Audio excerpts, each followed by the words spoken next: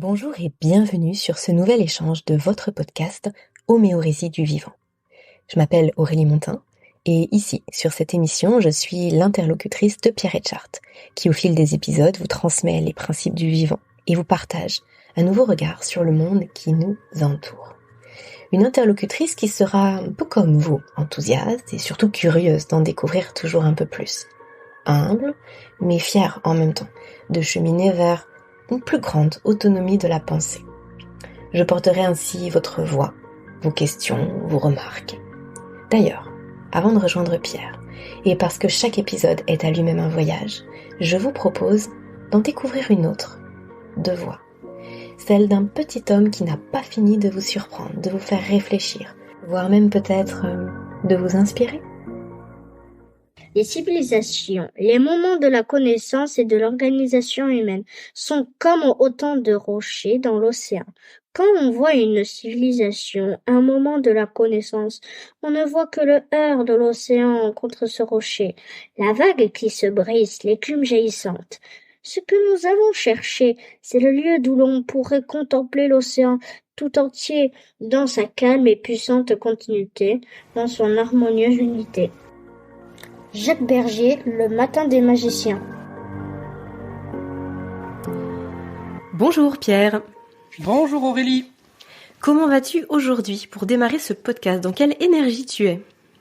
Dans une très belle énergie. C'est vraiment un plaisir de sentir cette continuité et cette espèce de fil conducteur qu'on a réussi à développer au fil de tous les podcasts. Et là, je sens vraiment qu'avec notamment le sujet d'aujourd'hui, va permettre vraiment d'asseoir tout ce qu'on va pouvoir développer par la suite. Donc oui, je suis avec une très belle énergie et j'ai hâte. Génial. Et effectivement, comme tu le dis, le sujet d'aujourd'hui, il est clé. Et il va permettre probablement d'éclairer beaucoup de choses qu'on a déjà évoquées par le passé dans les précédents épisodes, et puis aussi que tu vas réévoquer par la suite, c'est dont tu vas te servir dans les futurs épisodes. Donc je pense que c'est vraiment un épisode pilier, on va dire, parce qu'on va parler d'épistémologie. Alors, avant d'aller plus loin, est-ce que tu peux juste rapidement nous définir ce que signifie ce mot qui peut paraître un petit peu flou pour beaucoup de personnes?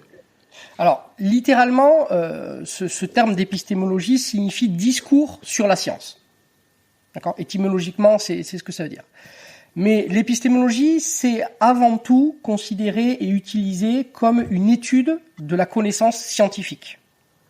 C'est-à-dire que, au sens actuel, l'épistémologie, elle désigne, évidemment, l'étude critique d'une science particulière, c'est-à-dire qu'on va prendre une science et qu'on va essayer de l'étudier en prenant un certain pas de recul et en essayant de l'analyser, d'accord, de réfléchir sur les implications de cette science. Mais l'épistémologie va aussi impliquer l'évolution de cette science. C'est-à-dire son évolution, sa valeur, la portée scientifique, la portée philosophique. En fait, ce qu'il faut bien comprendre, et ça c'est pendant le début du XXe siècle, à l'époque notamment du développement de la bombe atomique, avec tout cet épisode avec Oppenheimer, il y avait des grandes interrogations qui s'étaient posées sur le statut finalement de la science. Et la plupart des scientifiques, effectivement, donc évidemment Einstein était encore réapparu avec ses fameuses citations, mais il s'était affirmé à ce moment-là, effectivement, que le rôle de la science, ce n'était pas de savoir ce qu'il fallait faire de la science. C'est-à-dire que la science, elle est là pour découvrir des choses, mais elle ne dit pas si ces choses sont bien, si elles sont mal, si elles sont utiles, si elles sont délétères, si elles peuvent être préjudiciables. Elle ne donne pas de teinte, de couleur, de valeur au-delà de la simple découverte. Et donc il y a une distinction très forte qui se fait entre vraiment l'aspect purement scientifique en termes de découverte et la façon dont nous allons interagir avec cette découverte. Et c'est là, en fait, que l'épistémologie rentre en action, parce qu'elle nous permet, nous, en tant qu'âme sensible, donc en tant qu'humain, de savoir comment est-ce que l'on veut, ou comment est-ce qu'on interagit avec ces nouvelles découvertes. Qu'est-ce qu'elles nous disent? Comment on se projette là-dedans? Qu'est-ce qu'on veut en faire? Pourquoi? Voilà. C'est tout ce qui va venir habiller le contour de ces découvertes que va constituer en fait l'épistémologie. Du coup, c'est pas un mot récent, c'est un mot qui date du siècle dernier, ou c'est même un mot qui était utilisé beaucoup, bien avant? La première occurrence de ce mot, je crois qu'elle date du 19e siècle, hein, de tête c'est vers 1850. Mais par contre, c'est quelque chose qui a petit à petit évolué. C'est-à-dire qu'on a toujours quand même réfléchi sur les valeurs induites par la science. Mais on n'a jamais, on a attendu la fin du 19e siècle et surtout, c'est là que vraiment, c'est au 20e siècle hein, que l'épistémologie va prendre vraiment son essor. On a attendu cette période-là pour poser un nom spécifique à cette démarche, qui est l'épistémologie. D'accord ? Après, il y a des petites subtilités. C'est-à-dire que, par exemple, en anglais, le terme épistémologie peut aussi renvoyer en fait à la théorie de la connaissance, qui est encore autre chose, ou même à la gnoséologie. Donc ça, je ne sais pas si c'est un terme que tu connais, parce que c'est un terme qui est quand même assez... Voilà. En fait, la gnoséologie, c'est l'étude des fondements de la connaissance. Donc là, on rentre encore dans des sous-couches, c'est-à-dire qu'on étudie l'étude elle-même. D'accord ? Ok. Voilà. Donc, voilà. Après, ce mot-là, donc, comme je te dis, en français, il a vraiment été introduit au tout début du XXe siècle. Donc, je crois même que c'est en 1901. Hein, et c'est une transformation. En fait, c'est une traduction. C'est un emprunt du mot épistémologie en anglais. Qui a été fait à l'occasion de la traduction de l'essai sur les fondements de la géométrie du fameux et du très grand Bertrand Russell. D'accord ? Et ce mot anglais lui-même, d'accord, qui avait été utilisé par Bertrand Russell, avait été formulé et traduit d'un mot allemand.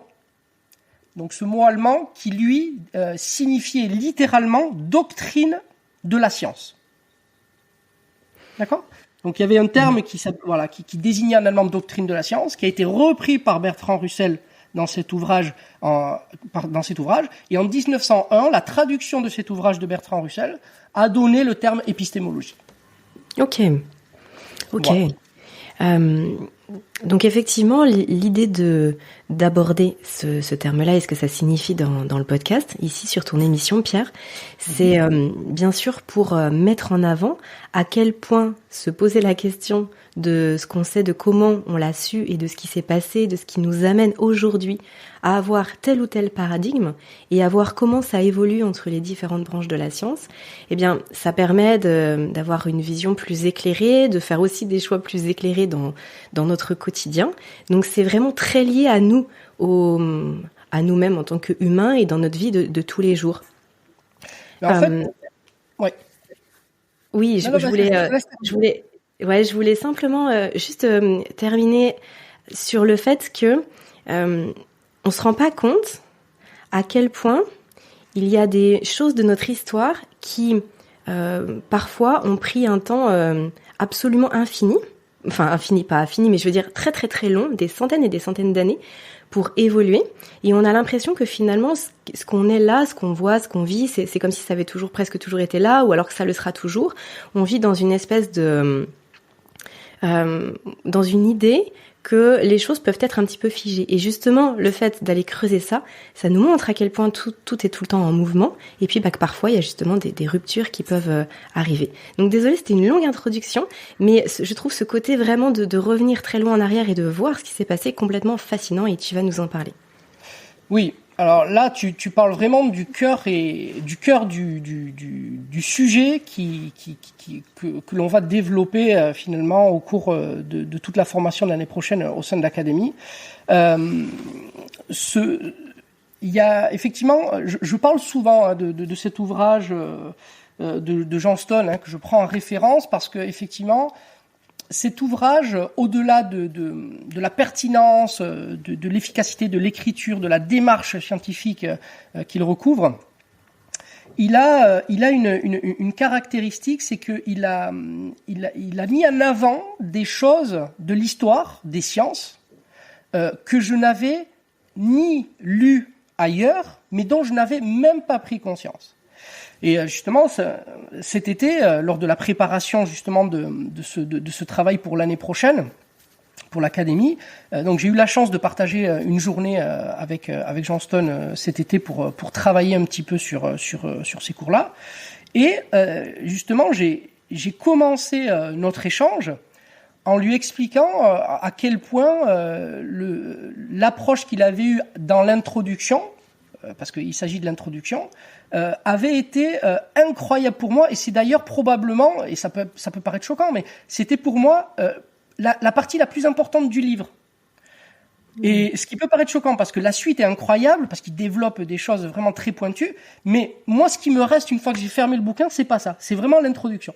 Et il a été extrêmement touché par ce que je lui ai dit, parce que justement, il était d'accord avec moi, et qu'il était assez fier de lui, parce qu'en fait, effectivement, c'était quelque chose que personne d'autre n'avait vraiment révélé, et qui est fondamental, mais vraiment qui est fondamental, parce que ça va justifier tout le propos et la façon dont je vais poser les différents modules du projet justement académique de l'année prochaine. Et donc, pour ce faire, ce que je vais faire, c'est qu'en fait, je vais vous lire ce court passage de l'introduction de l'ouvrage de Johnston. Donc, l'ouvrage, c'est Notre existence a-t-elle un sens ? D'accord ? Et je vais vraiment lire ce passage parce que tellement il est nécessaire de s'arrêter dessus pour comprendre quelles sont les implications. Et cela nous en dit long, en fait, sur le monde dans lequel nous vivons aujourd'hui et le rapport que l'on peut avoir ou ne pas avoir avec les sciences.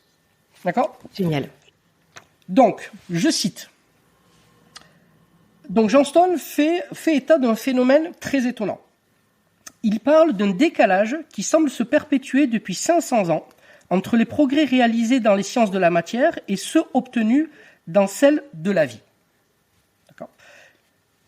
Il explique que Newton, par exemple, pour se soigner, avait recours à des médecins qui ressemblaient à ceux que Molière ridiculisait dans ses pièces.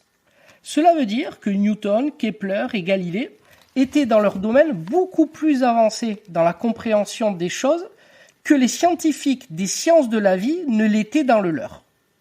Eux qui commençaient à peine à comprendre la circulation sanguine. D'accord ? Les sciences de la matière et de l'univers ont eu près d'un siècle d'avance sur les sciences de la vie et de la conscience durant toute la période allant du Moyen-Âge jusqu'à nos jours. La cause en est que les progrès des sciences de la vie dépendent en partie des moyens techniques fournis par les sciences physiques. L'apogée de la période classique en physique et en astronomie se place à la fin du XIXe siècle, alors que le sommet de la même période classique dans les sciences de la vie et de la conscience ne date que de la fin du XXe siècle. En fait, nous y sommes encore. Et là, il prolonge un petit peu sa réflexion. Considérons l'évolution globale des idées et gardons à l'esprit notre propos antérieur. Il est clair que des mutations fondamentales vont se produire dans les sciences de la vie parce qu'elles ont déjà eu lieu dans les sciences de la matière. De nombreux physiciens ont essayé d'avertir les biologistes à ce sujet en leur disant « Attention, vous vous basez sur des concepts obsolètes, le monde n'est pas comme vous le croyez. » En réponse, la plupart des biologistes et des neurologues ont établi un véritable mur de Berlin, refusant tout nouveau concept provenant de la révolution ayant eu lieu en physique dans leur discipline. Il n'y a pas pire sourd que celui qui ne veut pas entendre. Il est vrai qu'il est presque impossible pour un scientifique de reconnaître que le paradigme auquel se rattache toute sa carrière est dépassé. On peut donc être sûr qu'une révolution conceptuelle traversera les sciences de la vie et de la conscience au XXIe siècle, et cela parce que les causes de cette révolution existent déjà. D'accord ? C'est comme un tsunami dont la vague serait déjà formée, mais qui n'aurait pas encore atteint la côte. En effet, l'évolution du savoir, même s'il existe des décalages pouvant atteindre jusqu'à 1 siècle, comme nous venons donc de le voir, est homogène dans le long terme. Il est peu probable qu'une civilisation puisse envoyer une fusée sur la Lune tout en ne sachant rien, par ailleurs, du fonctionnement du système nerveux, même s'il n'existe pas de lien direct entre les deux. Mais surtout, et c'est là où c'est le plus important pour nous, c'est que les molécules impliquées dans l'évolution de la vie et dans le fonctionnement du cerveau sont des objets dont les modifications reposent sur des phénomènes quantiques. Voilà pourquoi il est logique de penser que les bouleversements qui ont lieu dans les sciences de la matière auront une incidence un jour dans celle de la vie.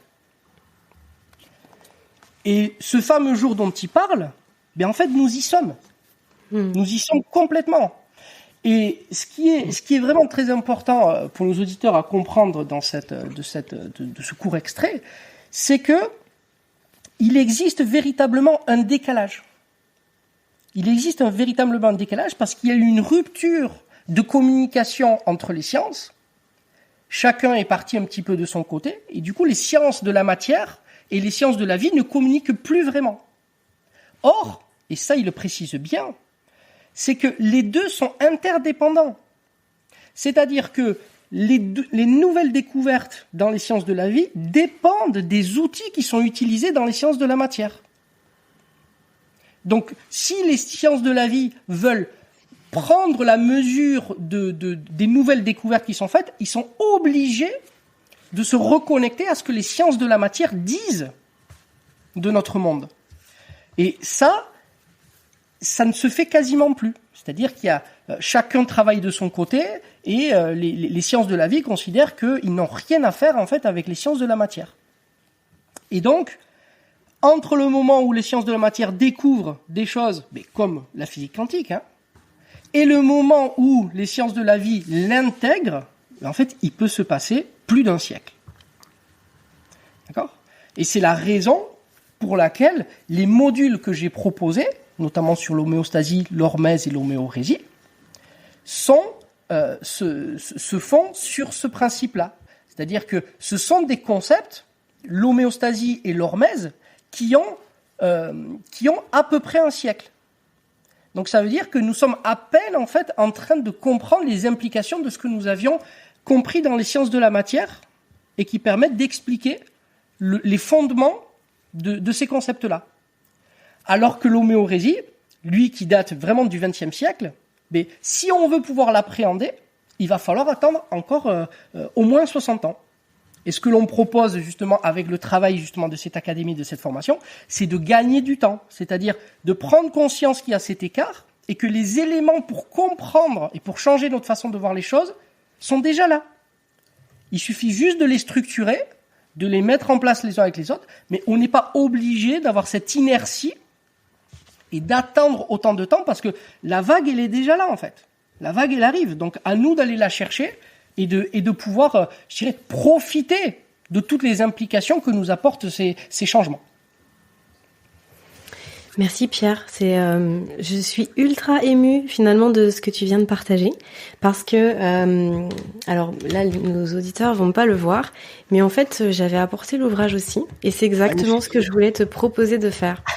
De partager un passage qui t'aurait vraiment beaucoup plu parce qu'il y en a tellement qui correspondent exactement oui, bien sûr, à tes propos et puis à ce sujet du jour.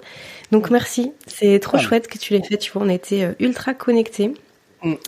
Et justement, alors peut-être par rapport à ce que tu as lu et puis pour pouvoir aussi bien réfléchir sur tout ce que tu nous partages là aujourd'hui, est-ce que tu peux nous définir ce que c'est qu'un paradigme et comment justement ces paradigmes ils évoluent là dans cette notion de rupture et dans ce que tu es en train de dire?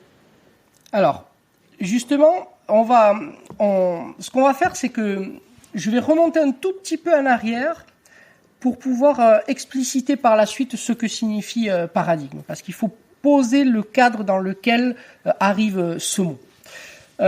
Pour reprendre un petit peu donc l'histoire du coup de l'épistémologie. Donc, comme on disait, en fait, c'est que chez les Anglais, l'épistémologie évoque en général une branche spécialisée en fait de la philosophie, qui est la théorie de la connaissance. D'accord ? Alors qu'en France, ça va faire plutôt référence à la théorie, à l'étude, des théories scientifiques. Donc déjà, on a deux façons d'aborder un tout petit peu différemment cette approche épistémologique. Ce qu'il faut savoir, en tout cas, le point de départ, ça, ce sont des choses qu'on développera bien entendu au sein de l'académie, mais pour les auditeurs, c'est que le chef de file en tout cas pour le XXe siècle en France, c'est Auguste Comte. D'accord ? Auguste Comte va vraiment poser les bases de l'épistémologie, mais si on remonte historiquement, même philosophiquement, on peut aller chercher des sources un petit peu antérieures, notamment avec Kant dans ses ouvrages. À plusieurs reprises, Kant est cité par les épistémologues contemporains pour justement étayer leur raisonnement. Donc, on se rend compte quand même que même si historiquement ça commence officiellement au XXe siècle, on a quand même auparavant déjà des éléments, des grands philosophes qui ont utilisé ces outils-là sans les avoir nommés directement. Donc ça, c'est la première chose. L'école française, donc Auguste Comte, c'était vraiment ce qu'on appelle le positivisme, d'accord ? Et c'est ça qui va s'imposer en France. En Allemagne, on va avoir une distinction qui va se faire entre ce qu'ils vont appeler les sciences naturelles et les sciences de l'esprit. D'accord ? Donc là, c'est pareil, donc ça c'est porté par des auteurs comme Dilthey, et qui vont développer effectivement une approche encore atypique, originale, un tout petit peu différente de ce qu'on va retrouver en France, de l'épistémologie. En France, la personne qui représente, à mon sens, le mieux cette histoire qui s'est appropriée au mieux l'épistémologie et qui a créé d'ailleurs une branche spécifique de l'épistémologie qui est l'histoire l'histoire de l'épistémologie, c'est vraiment Gaston Bachelard. Donc, Gaston Bachelard a repris à son compte le positivisme d'Auguste Comte et il l'a développé dans un ouvrage majeur, vraiment majeur, qu'on sera amené à lire justement au sein de l'Académie, qui est le Nouvel Esprit scientifique. D'accord ? Et là-dedans, en fait, il va renouveler l'enseignement rationaliste d'Auguste Comte, et il va permettre en fait d'aller encore plus loin justement dans la façon dont l'humain s'approprie les découvertes scientifiques. D'accord ?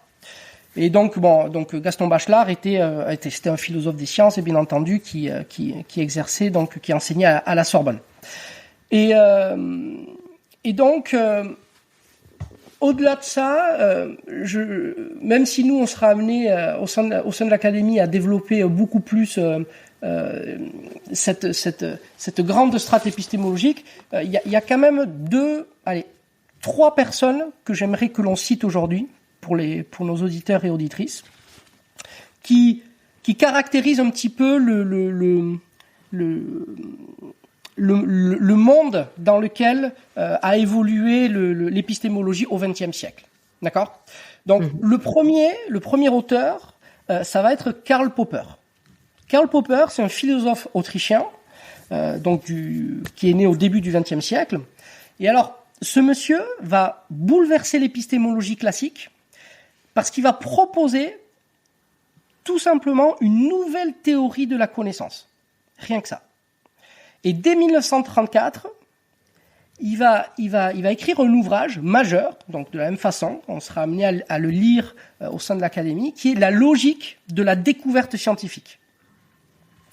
Et dans cet ouvrage, en fait, il va donner à l'épistémologie de nouveaux concepts et outils d'examen, comme celle de la réfutabilité, c'est-à-dire la capacité d'une théorie scientifique de se soumettre à une méthode critique sévère. D'accord ?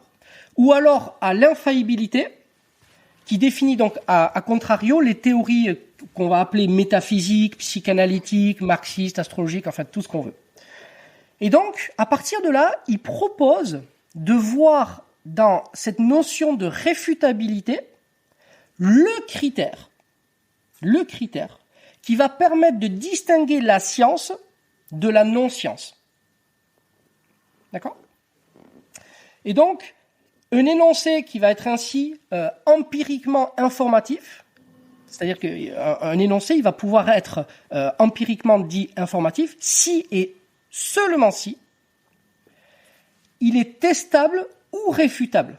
c'est-à-dire s'il est possible, au moins en principe, que certains faits puissent le contredire. D'accord ? Je vais donner un exemple concret pour que les gens comprennent ça, parce que c'est vraiment très très très important. Là, on est vraiment dans un tournant des sciences. C'est que pour qu'une théorie puisse être dite scientifique, il faut qu'elle puisse être faillible. C'est-à-dire que il faut qu'on puisse trouver le moyen à un certain moment de le contredire. L'exemple typique pour comprendre ça, c'est de parler de Dieu.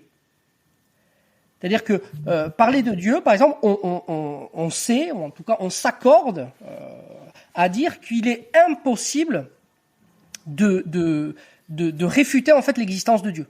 On pourra toujours trouver, les gens trouveront toujours des façons de dire que oui, mais Dieu c'est pas ça, on ne peut pas. Les voies du Seigneur sont impénétrables, si tu veux. Tu vois, on est dans ce truc-là. Ce qui est vrai d'ailleurs, hein, mais en tout cas, on est là-dedans. Eh bien, en fait, le fait que on ne puisse pas trouver un moyen de réfuter l'existence de Dieu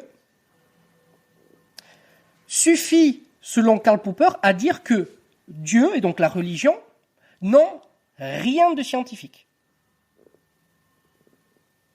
Voilà. Ok. Et donc, oui.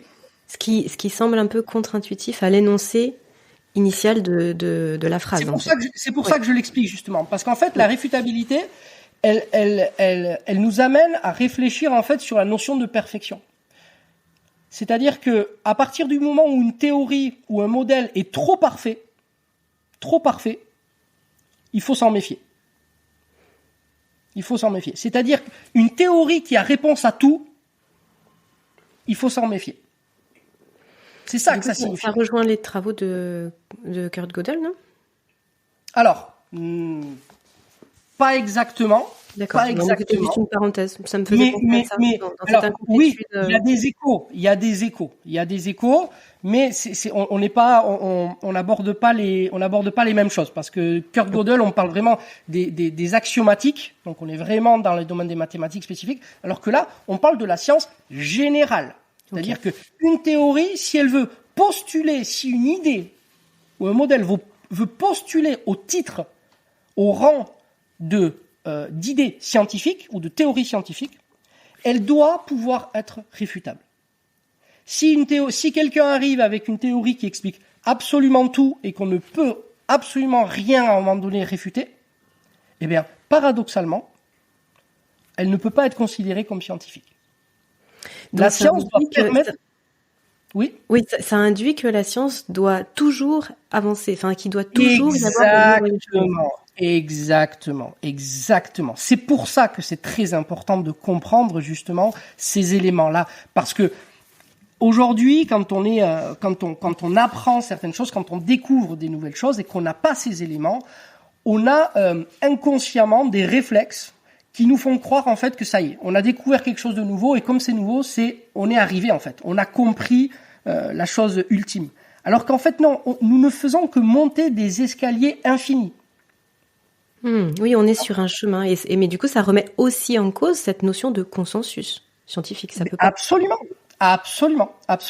Donc cette notion de réfutabilité et donc d'infaillibilité, cette opposition, elle est vraiment fondamentale parce qu'elle va donner une certaine forme elle va donner en fait un outil qui va permettre de séparer ce qui est scientifique et de ce qui ne l'est pas. D'accord ? Et donc, dans l'extension, si tu veux, de ce raisonnement, Popper, lui, va émettre une critique de la thèse de l'unicité de la science. D'accord ?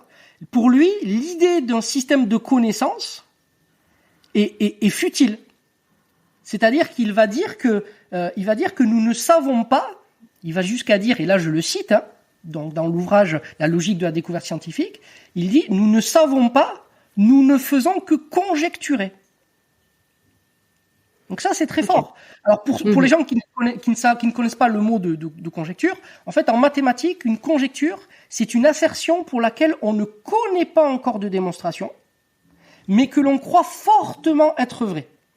Et donc une conjecture peut être elle peut être choisie comme l'hypothèse ou le postulat pour étudier d'autres énoncés. Mais on n'a pas de démonstration, si tu veux, pour cet élément-là. Mais on y croit. On a des chances on a des éléments qui nous laissent penser qu'il y a des raisons d'y croire. D'accord? Et donc, c'est ce que nous dit, en fait, Popper, pour lui. C'est que, en fait, nous ne savons pas. Nous ne faisons que conjecturer. Donc, tu vois, là, déjà, ce travail permet de décrire un petit peu, de dépeindre la posture avec laquelle nous allons interagir avec les découvertes scientifiques. Il y a un mot qui me vient tout de suite à l'esprit et que tu as déjà cité dans d'autres épisodes, c'est le mot humilité. Absolument. Ça implique d'être humble, de se concentrer sur ce qu'on a appris, sur ce qu'on sait, mais d'aller de l'avant avec humilité. Et là, du coup, Karl Popper va encore plus loin, parce que là, il parle même pas de ce que nous savons, parce que puisqu'il parle de ce que nous ne savons pas, lui, il parle de ce que nous croyons savoir. Voilà. Et donc là, on rentre clairement dans tout ce qui me plaît, tout ce qui me passionne en fait dans le lien en fait qu'il y a finalement entre la science et la sagesse, parce qu'on se rend compte que plus l'humain décide d'interagir avec sa sensibilité, et plus il devient humble.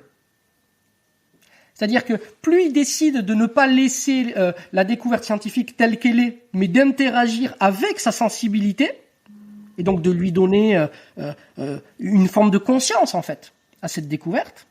Mais en fait, ce processus-là, et donc je fais encore une petite parenthèse, mais on est encore dans une interaction, d'accord ? C'est cette interaction entre la sensibilité de l'humain et la découverte scientifique qui va faire émerger une posture d'humilité.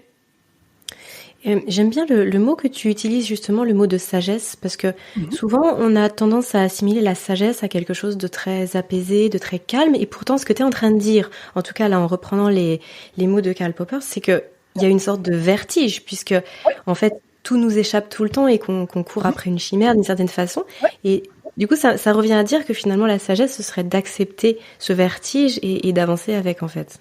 Mais oui, parce qu'on est encore dans une illusion, en fait. On est encore dans un divertissement. On prend encore de l'avance par rapport au dernier module sur l'homéorésie, mais la clé, en fait, de toute cette histoire, c'est que ce qui est important, c'est comme lors du précédent podcast, lorsqu'on a parlé de René Descartes et qu'on a distingué la réalité du réel.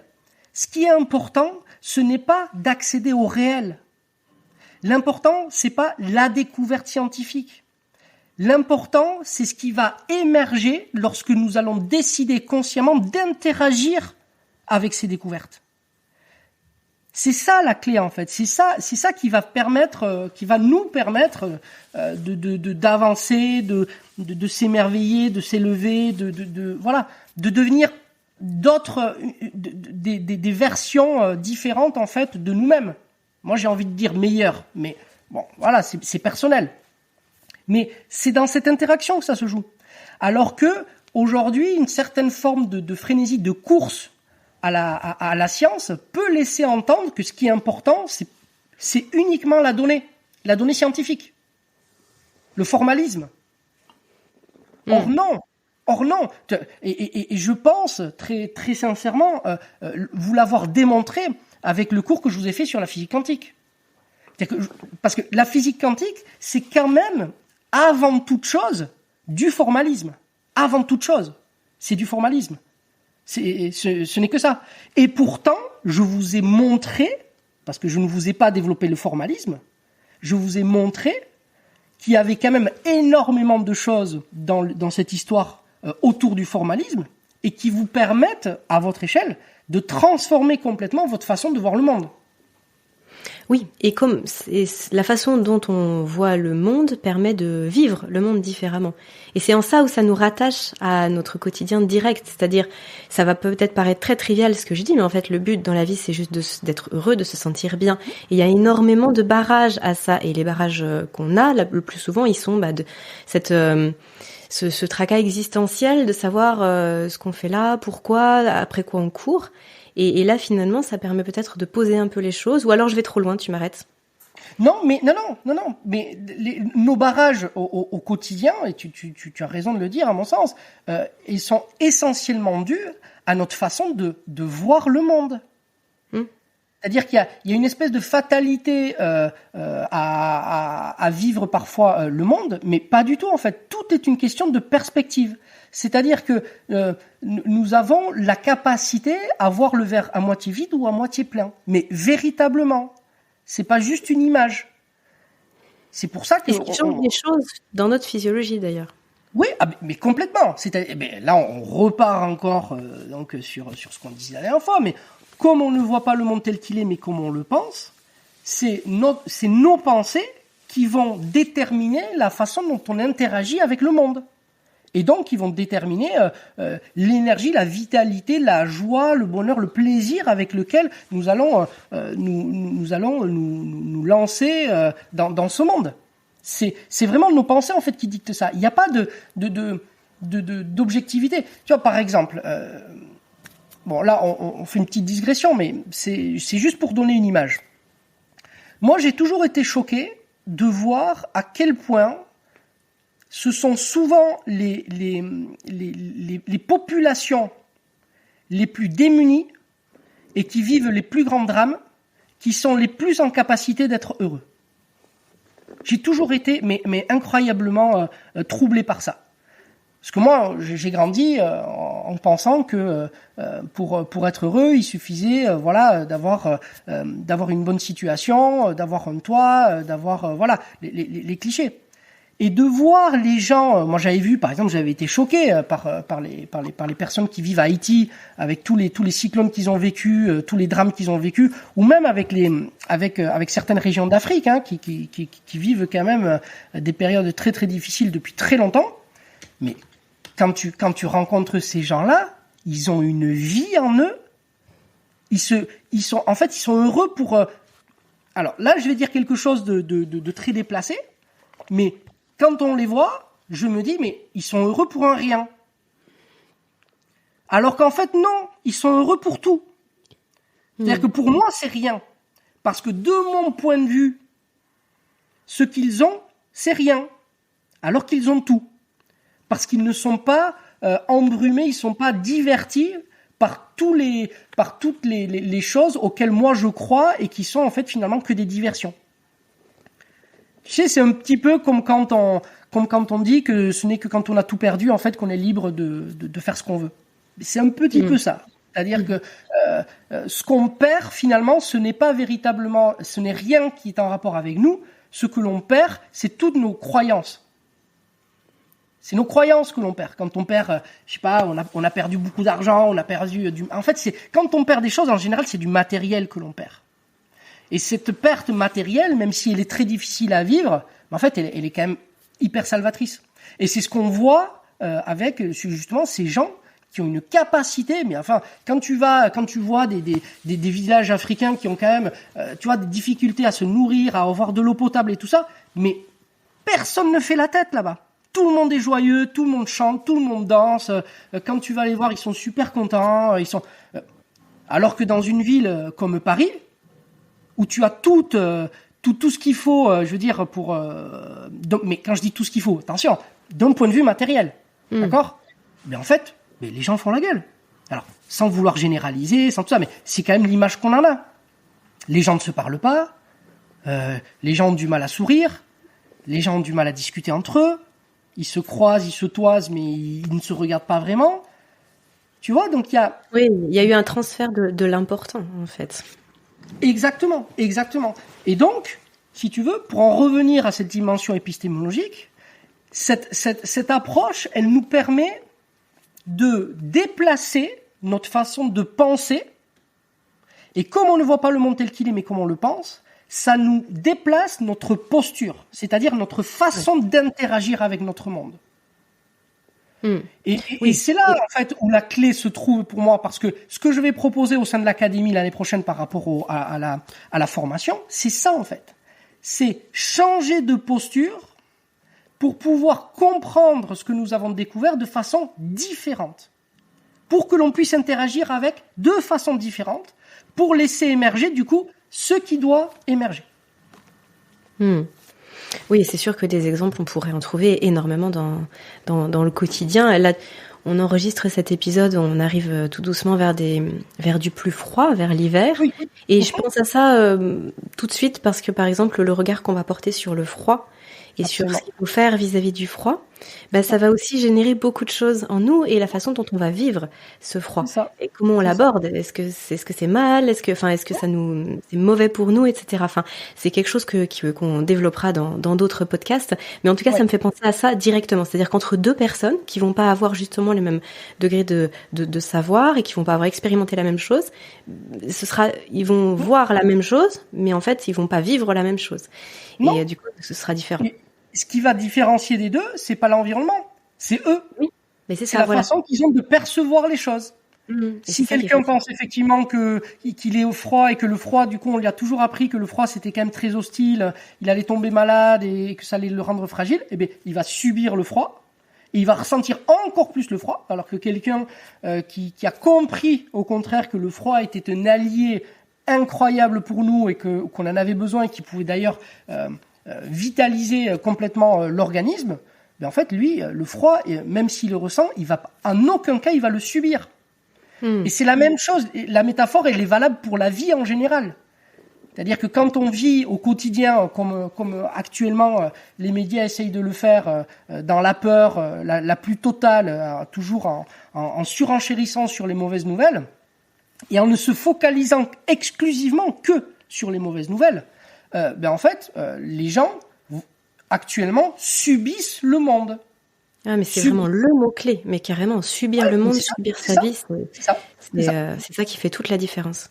C'est ça. Et aujourd'hui, l'objectif pour moi au sein de l'académie, justement, c'est de ne plus subir les savoirs que nous avons en sciences. C'est de pouvoir justement ne pas subir je dirais la façon de voir de certaines personnes par rapport à ça, mais de pouvoir individuellement avoir les outils pour s'approprier ce que nous savons réellement, pour pouvoir décider soi-même d'adopter une posture qui nous inspire, mais qui n'est pas une pâle copie d'une posture d'une autre personne qui croit avoir compris quelque chose. Voilà. Pierre, je vois le temps qui défile dans notre épisode et je ne voudrais pas que nos auditeurs soient frustrés parce que tu avais teasé trois personnes et trois personnes à citer absolument, peut-être aussi pour évoquer le terme de paradigme. Je te propose qu'on puisse ne pas nous laisser dans cette attente. Ouais, alors donc du coup je continue. Donc le premier évidemment c'était Karl Popper. Le second, donc qui va nous intéresser justement par rapport à cette notion de paradigme, c'est Thomas Kuhn. Cet épisode s'est avéré être un petit peu plus long que prévu. Alors avec Pierre, on a pris la décision de vous le proposer en 2 parties.